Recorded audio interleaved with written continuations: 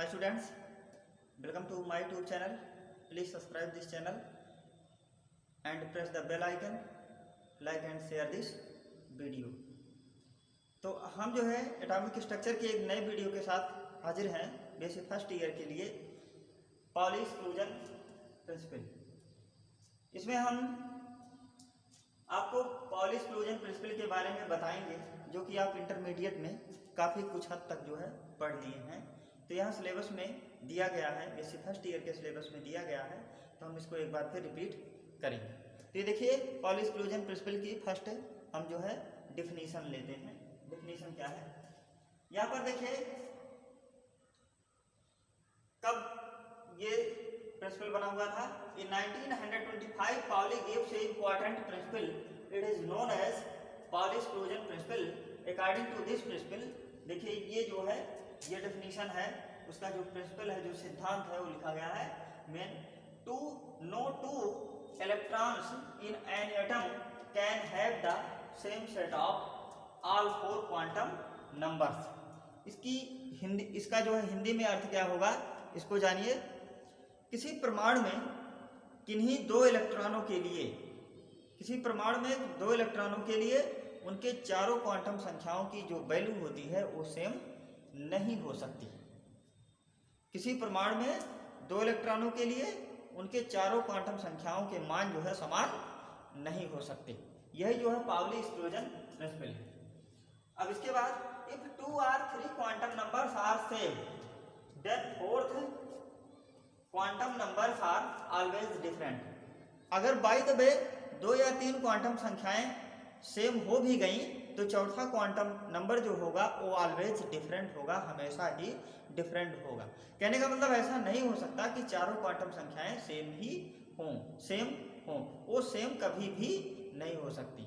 जैसे NL, MS चारों quantum संख्याएं हैं, इनकी वैल्यू कभी भी सेम नहीं हो सकती। यहाँ पर एग्जाम्पल लिया गया, for example if n = 1 then all quantum numbers for 2 electrons are.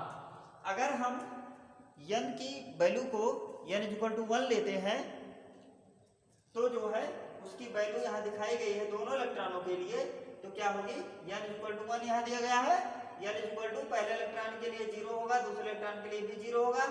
m जो है पहले इलेक्ट्रॉन के लिए 0, दूसरे इलेक्ट्रॉन के लिए 0, पहला इलेक्ट्रॉन +½ और दूसरा इलेक्ट्रॉन -½ तो इस तरीके से जो है हमने ये देखा कि अगर हम n = 1 लेते हैं तो इसकी क्वांटम संख्याएं देखिए, यहाँ पर L है, M है, इसमें तो 0, 0, 2 हो सकता है, लेकिन फिर भी जो है दो डिफरेंट है। n की वैल्यू और s की वैल्यू दोनों जो है डिफरेंट है, सेम नहीं हो सकती।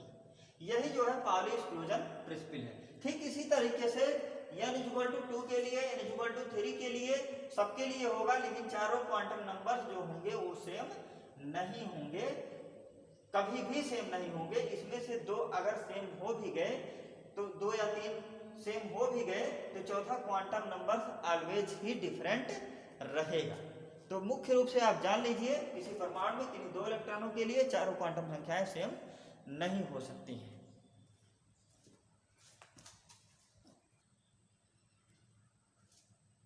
अब देखिए साथ ही साथ हम पाउली एक्सक्लूजन प्रिंसिपल के बाद हुंड रूल को भी हम इसमें लेंगे, ये भी आपके सिलेबस में है।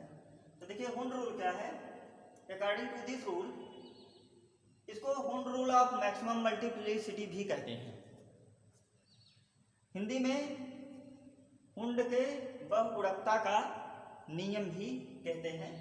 तो देखिए क्या है, according to this rule, electrons pairing will not take place in orbitals of the same energy until each orbital is singly filled with the parallel spin।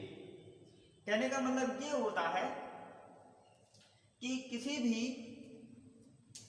Orbital में, किसी भी सबसेल के ऑर्बिटल में पेयरिंग तब तक नहीं होती जब तक कि उस ऑर्बिटल में सिंगल इलेक्ट्रॉन भर ना जाए या सिंगली फील्ड ना हो जाए। जब किसी ऑर्बिटल में सिंगल इलेक्ट्रॉन, जैसे देखिए हम एग्जांपल लेते हैं यहाँ पर पी ऑर्बिटल का, ये देखिए पी ऑर्बिटल है, जब तक कि इसमें सभी ऑर्बिटल्स में P X, P Y, P Z तीनों ऑर्बिटल्स में सिंगल सिंगल इलेक्ट्रॉन नहीं हो जाएंगे तब तक इसकी पेयरिंग स्टार्ट नहीं होगी। जब इसमें सिंगल सिंगल इलेक्ट्रॉन पेयर्ड हो जाएंगे, सभी में सिंगल सिंगल इलेक्ट्रॉन हो जाएंगे, तब जाके जो है पेयरिंग स्टार्ट होगी। यहाँ पर देखिए यहाँ से पेयरिंग स्टार्ट होगी।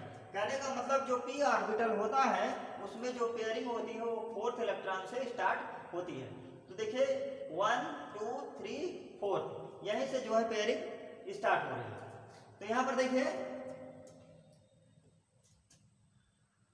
In the yes orbital pairing occurs by the second electron. अगर हम यस की बात करें तो इसमें जो इलेक्ट्रॉन की पेयरिंग पाई जाती है वह जो है सेकंड इलेक्ट्रॉन के द्वारा पाई जाती है। अब इसके बाद in the P orbital pairing occurs by the fourth electron. अगर हम पी की बात करें यहाँ पर तो जो इलेक्ट्रॉन की पेयरिंग होगी वो जो है फोर्थ इलेक्ट्रॉन से होगी। तो देखिए 1 2 3 हो गया, अब चौथा इलेक्ट्रॉन यहाँ आएगा, पांचवा यहाँ, छठवां यहाँ, इस तरीके से इलेक्ट्रॉन जो है सिंगली पेयर्ड होंगे। अगर मान लीजिए ये पी ऑर्बिटल है, पी ऑर्बिटल है और इसमें मान लीजिए किसी भी एटम के इलेक्ट्रॉनिक कॉन्फ़िगरेशन में हमको पी में केवल 2 ही इलेक्ट्रॉन मिलते हैं, तो जो इलेक्ट्रॉन की पेयरिंग होगी वो इसी टाइप से होगी, ये तब जाके सही होगा। और अगर ये जो है इस तरीके से है तो ये जो है क्या हो जाएगा, गलत हो जाएगा, ये जो है हुंड रूल का फॉलो नहीं करेगा। और या जो है फिर अगर यही इलेक्ट्रॉन यहाँ हो जाए तो ये भी जो है क्या होगा, हुंड रूल का फॉलो नहीं होगा। कहने का मतलब ये है कि जब तक सिंगल सिंगल इलेक्ट्रॉन एक एक ऑर्बिटल में नहीं हो जाएंगे तब तक जो है पेयरिंग स्टार्ट नहीं होगी। आने वाले इसके आगे आने वाला इलेक्ट्रॉन यहाँ आएगा। जब ये जो है सिंगल सिंगल फील्ड हो जाएंगे तब जाके पेयरिंग स्टार्ट होगी। अब यहाँ पर देखिए पी में जो पेयरिंग होती है फोर्थ इलेक्ट्रॉन से होती है और डी की जो पेयरिंग होती है वो जो है 6 इलेक्ट्रॉन से होती है।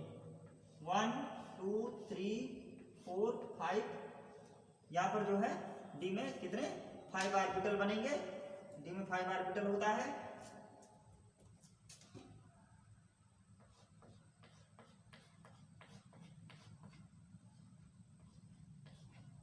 इस तरीके से तो जो है जो डी में ऑर्बिटल की पेयरिंग होती है वह कहाँ से स्टार्ट होती है, 6 इलेक्ट्रॉन से स्टार्ट होती है। 1 2 3 4 5, छठवां इलेक्ट्रॉन यहाँ आया तो यहीं से जो है पेयरिंग स्टार्ट होगी। 6 7 8 9 10, तो इस तरीके से जो है इसकी पेयरिंग 6 इलेक्ट्रॉन से स्टार्ट होगी।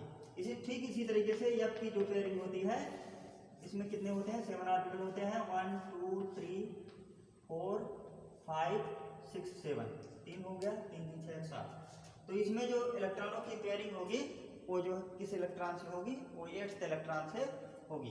देखिए 1 2 3 4 5 6 7, तो यहाँ पर जो है जो 8th इलेक्ट्रॉन होगा इसी से इसकी पेयरिंग स्टार्ट होगी। यानी कि जब तक ऑर्बिटल में सिंगल सिंगल इलेक्ट्रॉन नहीं हो जाएंगे तब तक जो है उसका जो है पेयरिंग स्टार्ट नहीं होगा, वो पेयर्ड नहीं हो सकता।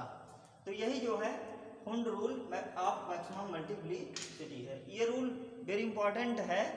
इसका जो है डिफिनीशन के हिसाब से या तो आपके ऑब्जेक्टिव क्वेश्चन में इसका डिफिनीशन पूछ ले और रूल्स का नाम पूछे, या जो है डिफिनीशन दिया हुआ हो और मतलब या तो मतलब डिफिनीशन दिया हुआ हो या तो रूल्स पूछे, या रूल्स दिया हो डिफिनीशन पूछे। तो इनमें से दोनों में से कोई भी हो सकता है। तो थैंक यू फॉर वॉचिंग।